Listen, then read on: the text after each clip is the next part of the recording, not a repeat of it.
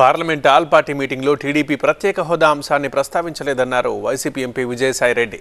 హోదా విషయంలో టీడీపీకి చిత్తశుద్ధి లేదని విమర్శించారు. దీనికి కౌంటర్ ఇచ్చారు టీడీపీ ఎంపీ లావు శ్రీకృష్ణదేవరాయలు. ప్రత్యేక హోదా అన్నటువంటిది తెలుగుదేశం పార్టీకి ఇష్టం లేదు. ఆంధ్ర రాష్ట్రం బాగుపడడం తెలుగుదేశం పార్టీకి ఇష్టం లేదు.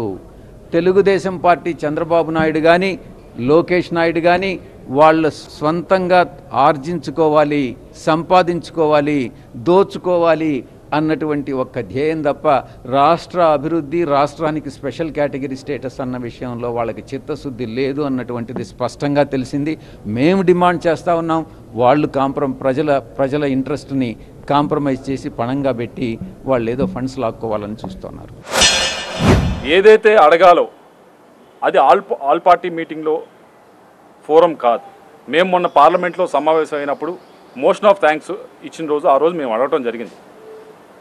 ఏదైతే ఆంధ్రప్రదేశ్కి రావాల్సిన హక్కు పరంగా రావాల్సినవి ఉన్నాయో వాటన్నిటి గురించి కూడా మాట్లాడటం జరిగింది. అది ఫోరము. అక్కడ మంత్రులు కానీ మిగతా వారు కానీ రిప్లై ఇచ్చేది. అక్కడ మాట్లాడతాం, తప్పకుండా మాట్లాడతాం. ఇప్పుడు చెప్పినట్లు రేపు రాబోయే సమావేశాల్లో కూడా మేము మాట్లాడతాం.